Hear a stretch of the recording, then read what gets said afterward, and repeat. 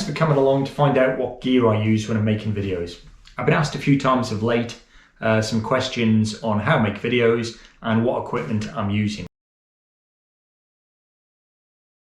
So cameras, let's start off with cameras. What cameras do I use when making videos? So it's mainly the GoPro Hero 8, which is here right in front of me.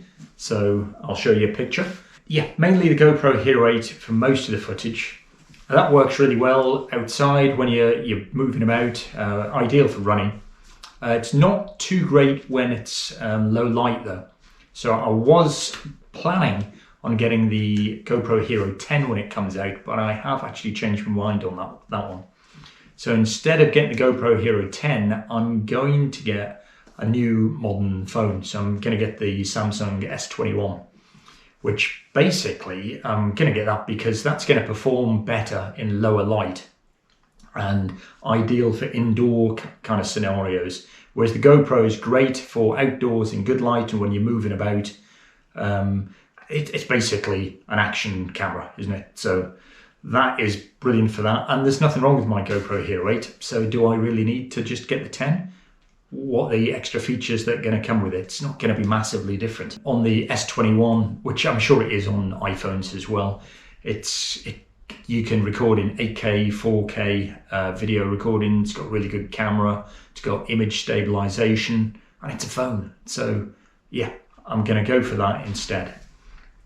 With the GoPro Hero 8, I do use a few accessories with it. So on the picture here, you can see I've got little wind jammers. These are called Rycote Micro wind jammers, and they just help reduce the wind noise when I'm out and about. They basically just stick on. They're about 15 quid for a pack, and you get quite a few in a pack. And eventually you rip them off and just put new ones on. But they last a long time and just cut the wind noise down when you're out. Also, I've got these tripods, so I'll show you the pictures of the tripods I use. I've got the bigger tripod there, which extends even bigger again. The camera is on it at the moment, but I'll show you this picture.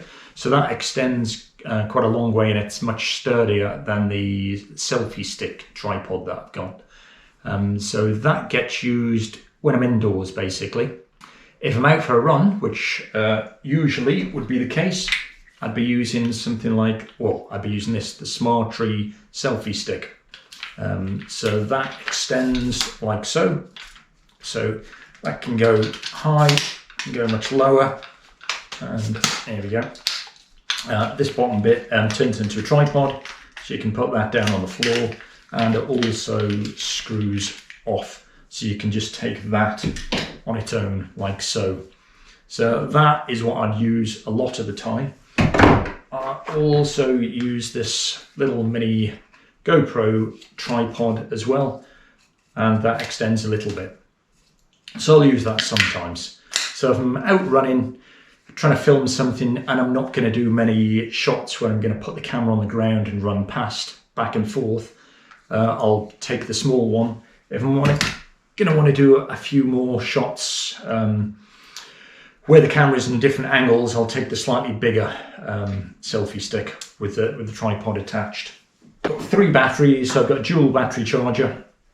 So these two will make sure are almost permanently charged up, and I'll have the battery in the GoPro itself.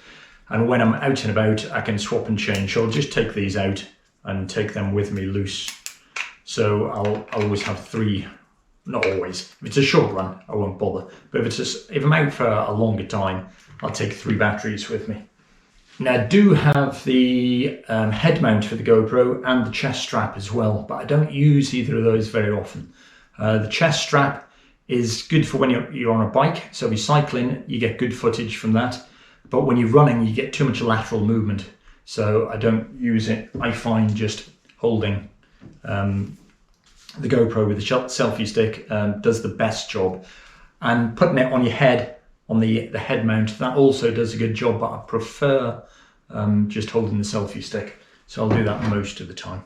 So viewers familiar with the channel will know recently I've got myself a drone. So the drone I use is the DGI Mavic Mini 2, which is it Mavic Mini? No, it's just Mini 2, DGI Mini 2. Weighs about 240 grams. It's tiny, folds away, super small, just like so. So that I can effectively have that in. You could put it in your pocket if you wanted to, depending on what sort of jacket you're wearing. But it fits into a little pack on my back, a little running vest, very easily. And also came with a case. So depending if you're going out for a walk, you maybe take the case with you. If you want to travel light, you wouldn't bother with the case. Remote control. Remote control is actually bigger than the drone itself. And again, I've got 3 batteries. So same idea as the GoPro. 1 battery in the unit and 2 fully charged, spare, ready to go. So one other type of camera I do use on occasion is just a webcam. So just an HD webcam, goes on top of the laptop. If I'm doing a live stream or something, then I'll use this. The webcams that come with your laptop are generally really poor quality, so at least that's HD.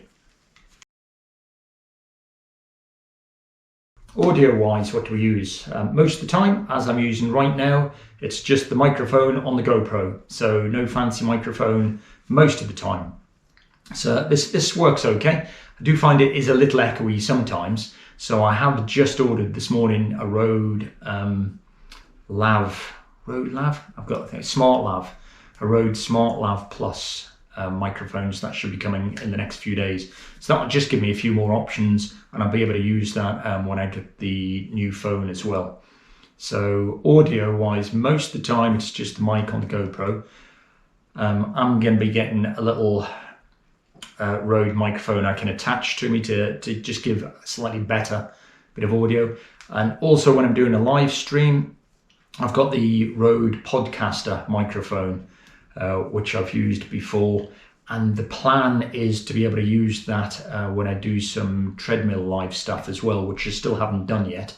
But when I do, I'll be using the Podcaster microphone next to the treadmill, which is supposed to get rid of any background noises. That's why I went for that particular microphone.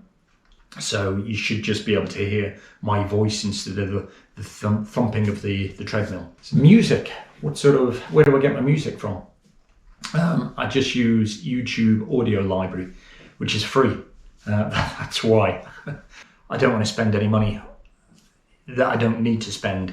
I've been spending money on hardware, but on the music front, at the moment, I'm just using YouTube audio library, which you have to search through and listen to lots of clips sometimes before you find something that's suitable for the video footage that you're using. But I normally find something. It would be nice to subscribe to a music service and be able to use their music, but the pennies don't allow that at the moment. So the editing software. I use Adobe Premiere Pro, which isn't the cheapest thing to get, but it gives you loads of options, tons of options, and that's what loads of pros use. So I thought I might as well try and get something that gives me as much help as it can get, and get used to something that hopefully I'll be able to continue to use for years, instead of starting off with a cheaper, freer service and then almost outgrowing it and having to learn something else again. So I like Adobe Premiere Pro. It works really well, gives me loads of different options, does loads of things I don't use on it, but hopefully at some point I'll learn how to use those features, and it will just give you, the viewer, a better experience. To create my thumbnails, I use the website called Canva, and that's another free service, a bit like the audio library. So Canva allows you to upload your pictures, insert text on front, mix things about. So what computer do I use to run the software? So I did have to buy a laptop specifically because my original laptop, when I got the software, it wasn't powerful enough to run the editing software. So I just went out and bought an HP gaming laptop. I don't know what model it is. It's just a powerful gaming laptop. It can run Adobe and I can do the editing no problem at all. Somebody did ask me the question of how to add maps and relevant information on routes to your video. So I'll basically just use Strava or Relive, I think it's called Relive, the app, and that recreates a video of your route where you've been. It looks quite funky, it's got their advertising on the top. Hopefully they're happy enough with people using it. I've seen loads of other YouTubers use Strava cutouts and Relive in their videos, so I'm assuming it's okay. So I just use the snipping tool on the laptop, cut the relevant information I want and insert that onto the video when using Adobe Premiere Pro. And make sure, I do make a point of not using things like OS maps, because I'm fairly sure there's going to be some sort of like copyright thing of using an OS map on your video. I don't know if that's the case, I'm just trying to be careful. So I'll put links in the description below for all of the equipment I've mentioned before. Lots of those will be Amazon affiliate links. So if you're thinking about getting any of these things, feel free to click the link below and buy it via that link, and that will enable me to earn probably about 10 pence, but every 10 pence goes towards me getting some sort of music subscription so I can have some better tunes for you. Thanks very much for watching. I hope you found this useful. I would have found this thing useful when I started off making videos for YouTube. What do I get? How do you do X, Y, and Z? So hopefully somebody out there has found this of use. Please do hit that subscribe button. It does help the channel out. And thanks again. Catch you next time.